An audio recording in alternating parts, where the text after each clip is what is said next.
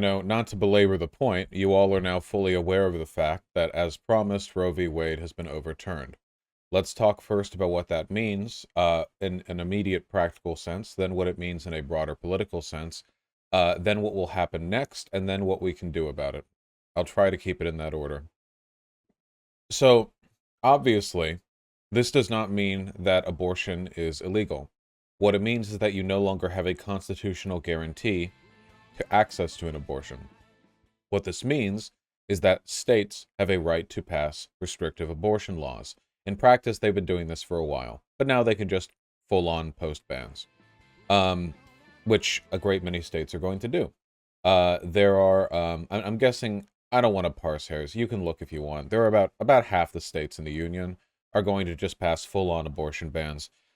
These will range in severity from just restricting access to doctors to prosecution against people who perform abortions to, which will probably be the case in quite a few of them, just charging women who have abortions with murder.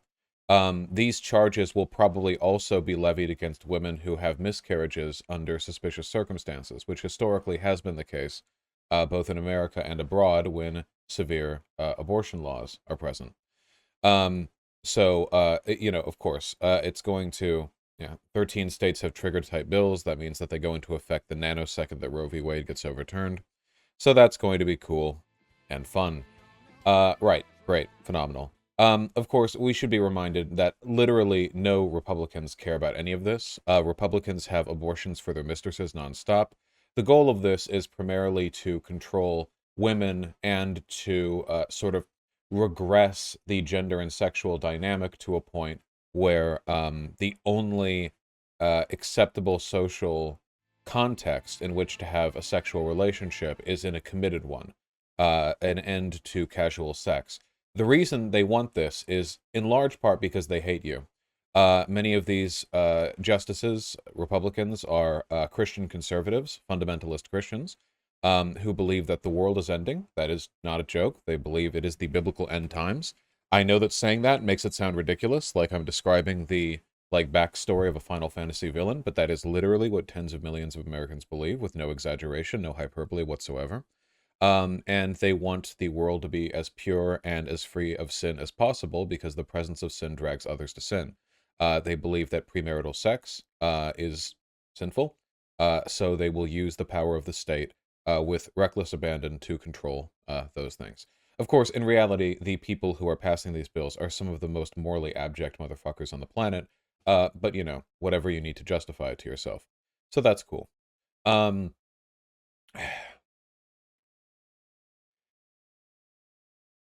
Now, uh, the ruling didn't end there, you know?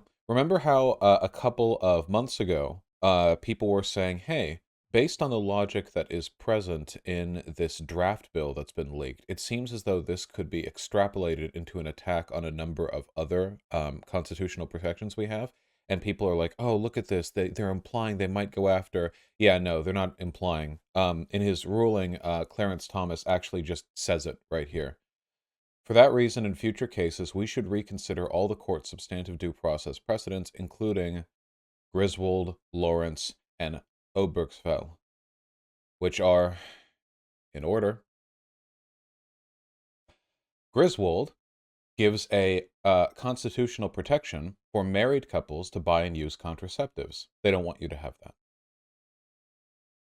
Lawrence v. Texas is what ruled anti-sodomy laws unconstitutional. They want to get rid of that.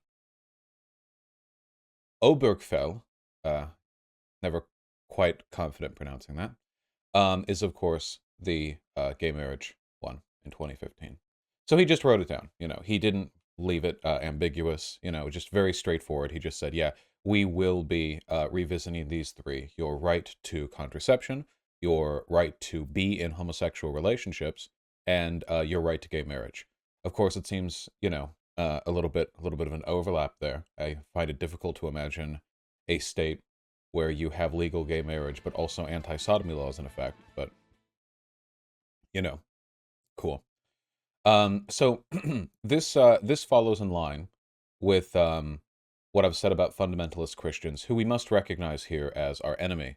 The enemy not of just our freedom, but of all life on earth. Existential enemies to humanity broadly.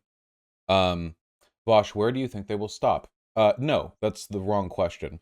It is not a matter of where they will stop, because they won't stop. There is no limit. These people believe that they are acting on behalf of God's will in the end times.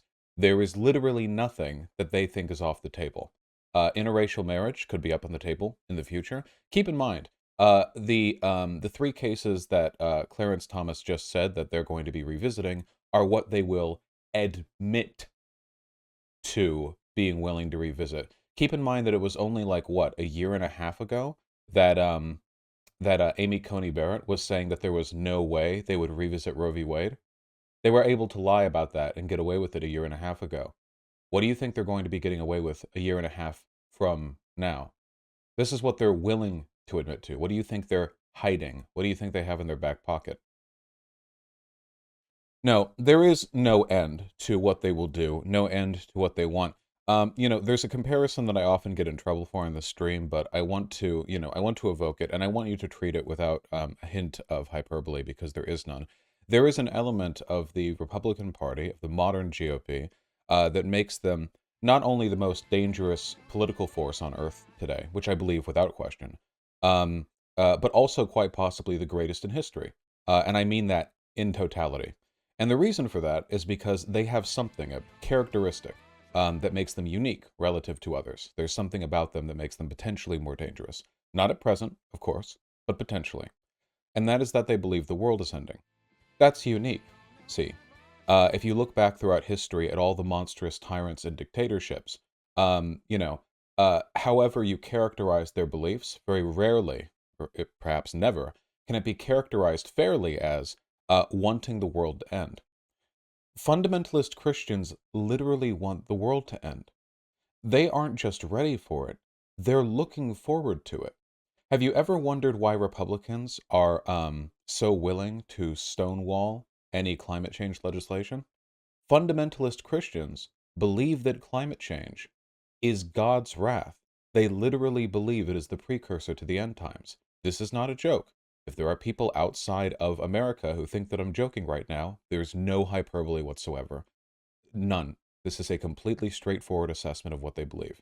They believe that climate change is just the building physical presence of the end of the world. Now, I want you to wonder, what kind of moral license do you think people who are acting at that level of severity think they have? I mean, what do you think they wouldn't do? Just think for a second. We're talking about people who believe they're envoys of God's will in a time where the world is ending and only the righteous will enter God's kingdom. Do you really think there's a point where they're going to sit back and think, oh no, this would be going too far? Oh no, we should respect people's right to this or that in spite of our religious beliefs? Oh no, we should exercise temperance? No, of course not. It is a death cult, unique only in that it is the most legitimized and powerful death cult to have ever existed in all of human society. Nothing else even comes close. You can look back through any civilization at any point in time, and you will never find any group of people more capable of enacting the will of a death cult onto the world.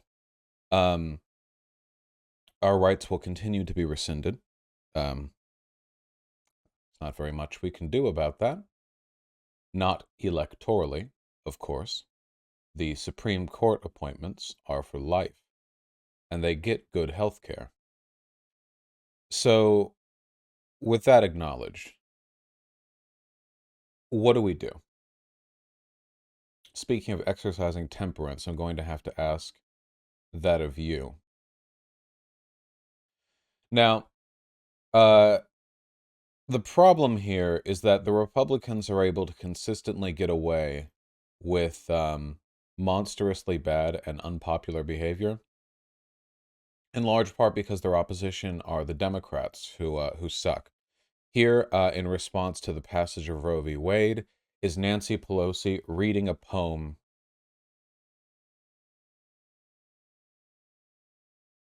I know. I'm not even going to play it. Thank you, Nancy. That's great. Oh, this one I will play. This one's very good. Here are here's some House Democrats singing "God Bless America." Prairies to the oceans, white with foam. God bless. Thank you, House Dems. Much appreciated. It is, of course, and leftists have been saying this for a century. Liberals are constitutionally incapable of meaningfully resisting fascism. Oh, don't get me wrong, they'll get you to vote or whatever. And I do still genuinely believe that, voting against Republicans is an important part of delaying them. I still believe that. But the liberals, they have a fundamental inability to understand the stakes. There's always this there's always this underlying assumption that at the end of the day, the institutions they operate within are strong enough to ensure that civility will prevail. The they go low, we go high response. The idea that no matter how bad things get, there's some kind of innately human spirit of political advocacy that just runs through all of us, and eventually things will come together. Um, and of course, that's nonsense. That's absolute nonsense. Um, that's ahistorical. It's ridiculous. Yeah, their attachment to civility, to decorum, to institutionalism, is without hyperbole. Again, going to get us all killed. You know, I mean, I want you to really consider. And again, I'm not being hyperbolic here. I understand hyperbole is something for which I am known, but I genuinely feel like everything I'm saying here is being delivered with the kind of rote, expected professionalism that you would get from a news broadcaster outside the Fed posting jokes. I don't think there's any hyperbole present here. But, you know, I want you to think for a second specifically about Lawrence v. Texas. 539 U.S. 558 was a landmark decision of the U.S. Supreme Court in which the court ruled that sanctions of criminal punishment for those who commit sodomy are unconstitutional. Essentially, with this being potentially revoked, which Clarence Thomas has said he wants to revisit, this would mean criminal punishment potentially for people who commit sodomy. Now, of course, sodomy, technically, I think refers to just any non-vaginal penetrative sex. But like, obviously, anti-sodomy laws mean being gay. Like, that's what they mean. Like, they're not going to go after straight couples for this or for having blowjobs or whatever. Like, they obviously they mean gay. Yeah. Like, let's not be stupid here. Um, and I want you to imagine for a second what it might look like to live in a country with the militarized police force that we have today and the unparalleled surveillance capabilities the modern police state has access to, enforcing anti-sodomy laws. Anything you do or say, your Discord logs, your text messages, your Twitter DMs, detectives could pull together strings of information from messages that you've had on public forums, and get warrants. There really is no limit to what they could do. In fact, with the availability of information present today, they could probably justify, criminal action, or at least investigation, into essentially any political enemy who is even remotely left-leaning. Because depending on how bad faith people involved are willing to be, very, um, they could, work together to justify police intervention to anyone who Christ, they could be sending police to your door for the TV shows you watch. Really.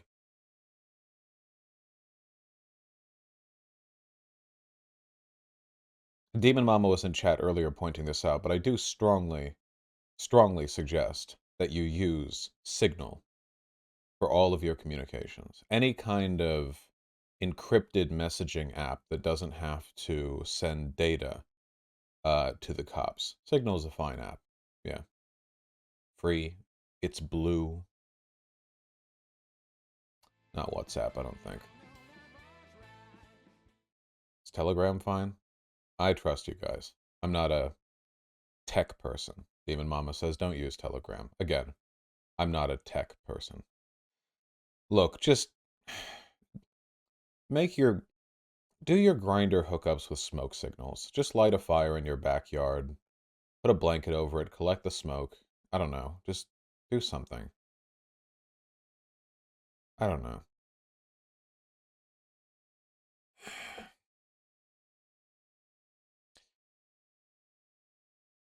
Anyway, look, these people pose an existential threat to all life. And, we need to understand and recognize this. What we're dealing with right now is a combination of political forces, but at the end of the day, we have to recognize where this keeps going back to. And it is, guys, I don't give a shit about your tech info. Like when you say a word in chat that pertains to something technological, my eyes just glaze over. I don't care. I will never learn. This really does always come back to fundamentalist Christianity. There's no way around it, I understand there are lots of people on the left who think it's kind of, you know, uh, cringe to be a Reddit atheist. To be honest with you, I'm going to be straightforward. At this point, I think it's cringe to be anything but a Reddit atheist. I don't know how we can maintain that aesthetic distinction in a time like this. We're getting bled out by fundamentalist Christianity. You go, Reddit atheist. I don't care. You go. Whatever. If you're, you do your best, okay? Every cringe Reddit atheist who was screaming about how like the Christards are going to destroy America back in 2010 were completely correct, weren't they? They were all completely correct. It seemed naive at the end of the Bush, beginning of the Obama administration, but now, no, yeah, they were completely, yeah, they were completely correct. I don't give a shit, dude. You grow a neckbeard, you tip your fedora, you weigh 400. I do not, I simply don't care. You were right. You were the hero. You were the prophet.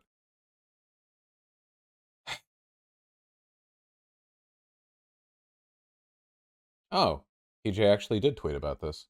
Like today. He's right. You go, TJ. Also true.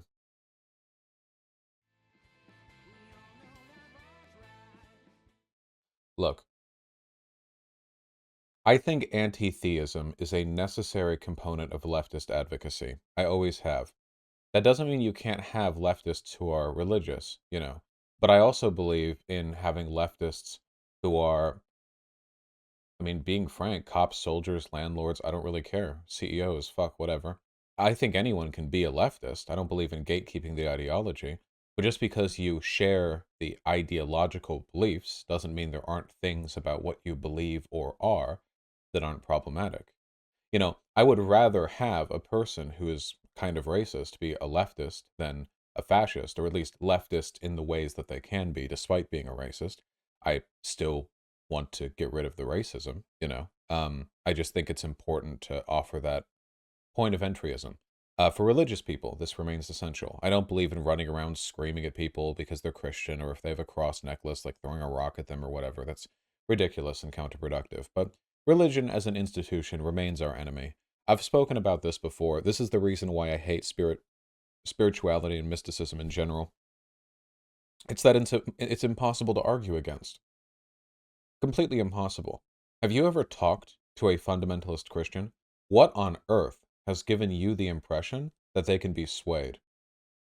There's nothing there.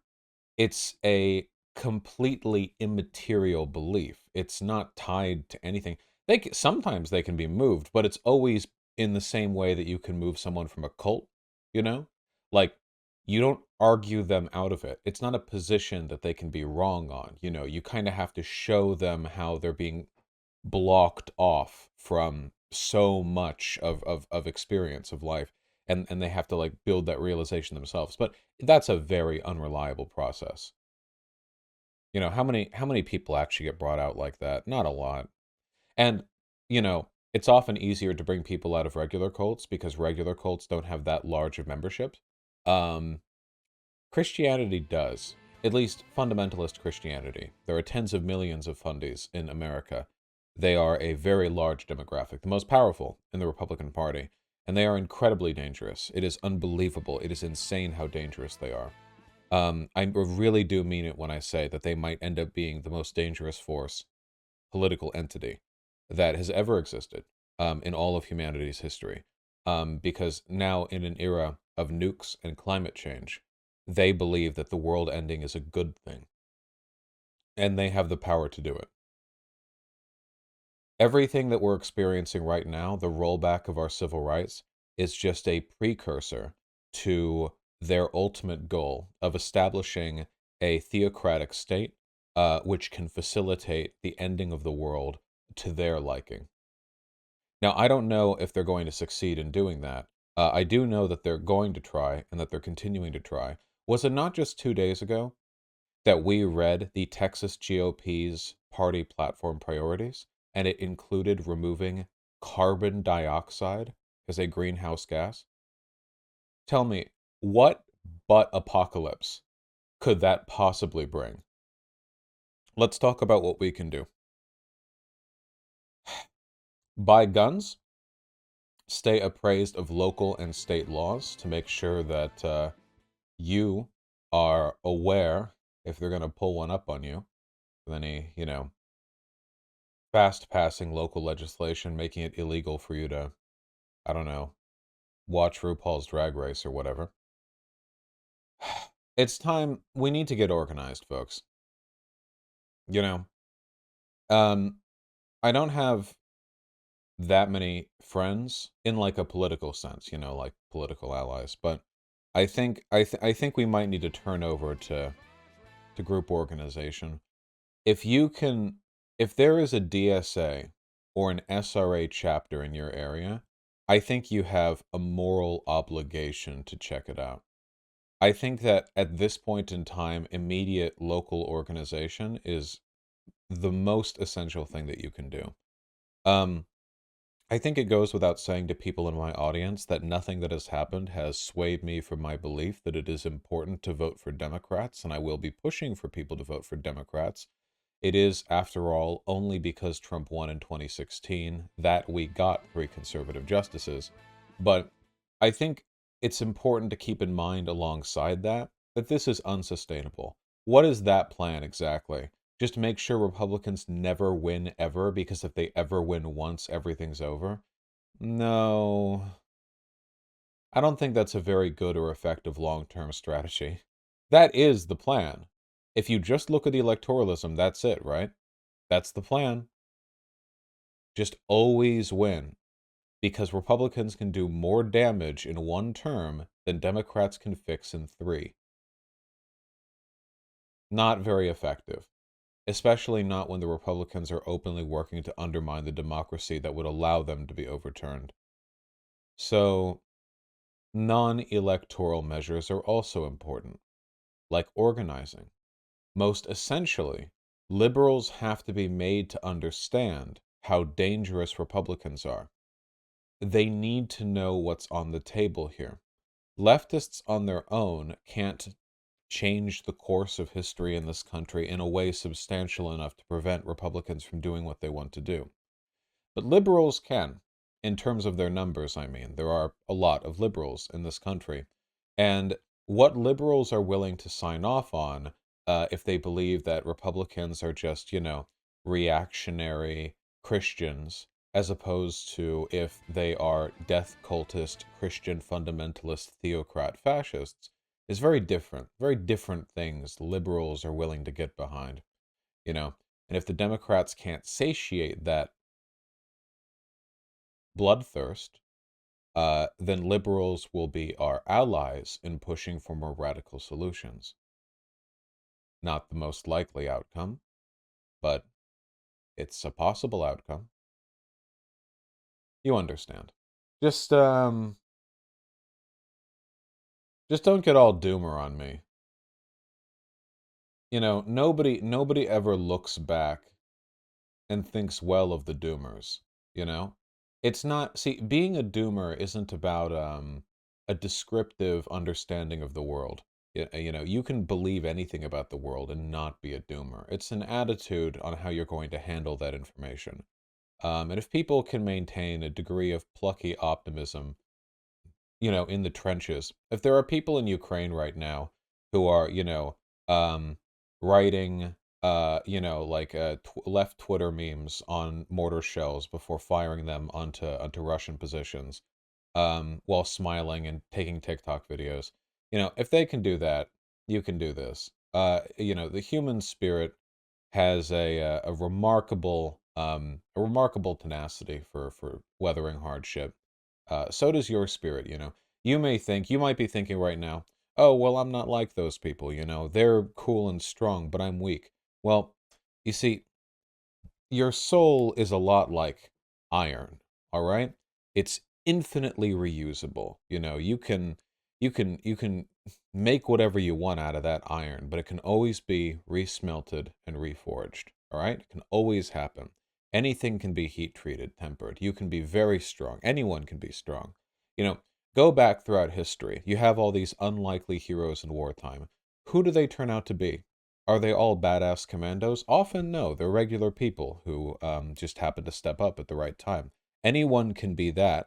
And in fact, I believe everyone can be that. You can be that, you know?